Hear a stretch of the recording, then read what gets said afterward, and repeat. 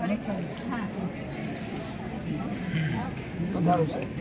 સમસ્યા શું, તમે શું કર્યું અને તમે શું રિઝલ્ટ મળે, આ ત્રણ મહત્વના મુદ્દાઓ છે. મારું નામ ગોવિંદભાઈ ચૌધરી, હું વાઘપુરા પ્રાથમિક શાળામાંથી અહીંયા ઇનોવેશન પ્રોજેક્ટ લઈને જિલ્લા શિક્ષણ તાલીમ ભવનમાં આવ્યો છું. અહીંયા જે મેં કોઈન સંગ્રહનું જે કામ ચાલુ કર્યું એ છેલ્લા 10 વર્ષથી આ પ્રોજેક્ટ બનાવવાનું ચાલુ કર્યું. એના પછી મેં બાળકોને જ્યારે સામાજિક વિજ્ઞાન જેવો વિષય ભણાવતો હોય, પર્યાવરણ ભણાવતો હોય, ત્યારે સિક્કાઓ અને ચલણી નોટો અને ભારતીય સંસ્કૃતિ વિશે બાળકો ખૂબ અજ્ઞાત હતા.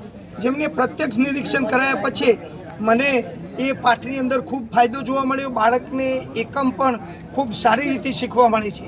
અને પાઠ ખાલી કાપા કામ કરવાથી બાળકોને શિક્ષણ નહોતું મળતું, ખાલી પાઠ ચલાવવાથી નહોતું મળતું. એટલે હું અહીંયા વેસ્ટમાંથી બેસ્ટ આવી કંકોત્રીના જે છે એના ઉપર કોઈન લગાવી ઇન્દિરા ગાંધીજી, મહાત્મા ગાંધીજી, સરદાર વલ્લભભાઈ પટેલ, દેશ નેતા, ક્રાંતિકારી, મહાન નેતાઓ બધાના લેખકો, કવિઓના સિક્કા ભેગા કરી અને એ કોઈન ઉપર આ પ્રોજેક્ટ મેં બનાવ્યો. જેના લીધે આજે મારા ધોરણની અંદર બાળકો ખૂબ આનંદ અને ઉત્સાહિત થઈ અને શિક્ષણ મેળવે છે.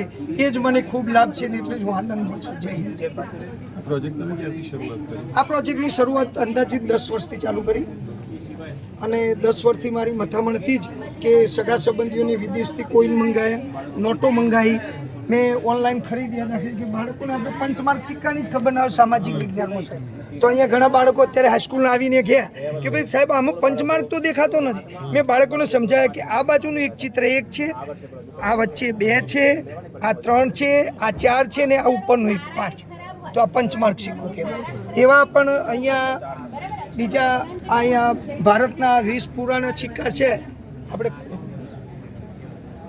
આના ઉપરથી સાહેબ આપણે ભારતનો પૈસાની કેવી રીતે શરૂઆત થઈ. ફૂટી કોડીને લઈને જતાં આપણે દુકાને કરિયાણું લેવા તો ત્યાં કાંઈ મળતું નહીં. એના પછી કોડી આવી, દમડી, ઘેલા, પાઈ, પૈસા, આના, 4 આના, 8 આના અને 1 રૂપિયા. હાજી હાજી હાજી સર, હાજી હાજી.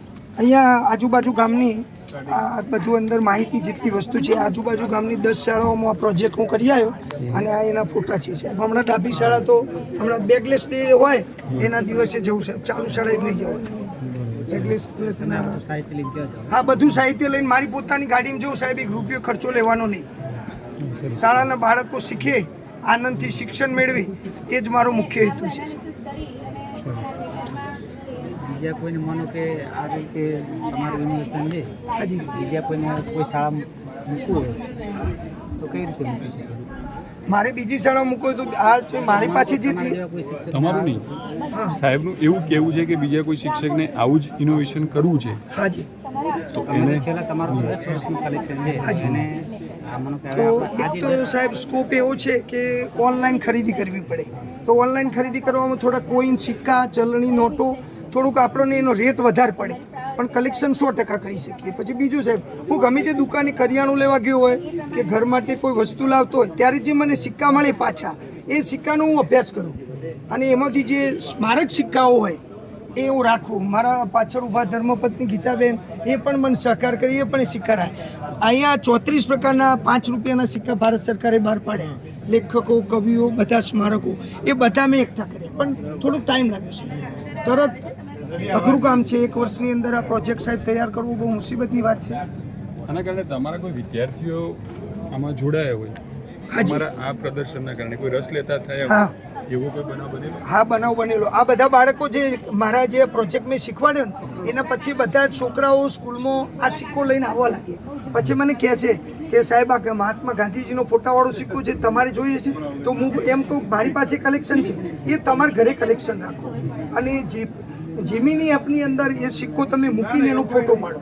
ફોટો પાડશો એટલે એનો આખો ઇતિહાસ આવશે. એ તમે નોટમાં લખી દો અને એક સિક્કો એ નોટ ઉપર પ્લાસ્ટિકની આવી રીતે નાની કોથળીમાં જો સાહેબ મેં અહીંયા બધા લગાવેલા છે, આ રીતે આવી રીતે લગાવીને તમે સ્ટેપલર મારી મૂકી દો. તમારા પછી તમારી પેઢીમાં, નવી પેઢીમાં આવનાર બાળકને ત્યારે આવા સ્મારક સિક્કા જોવા નહીં મળે. ઘણા બધા સાહેબ બાળકો જોડે બી સજેશન આપ્યું છે, એકત્રિત કરવાના ચાલુ કર્યા છે બાળકોને. અધ્યયન નિષ્પત્તિ આધારિત આનો યુઝ થાય ખરો? સામાજિક વિજ્ઞાનમાં, ગણિતમાં કરી શકીએ છીએ. હા, તો ધોરણ 4 થી ધોરણ 10 સુધી અહીંયા જે પ્રકરણ છે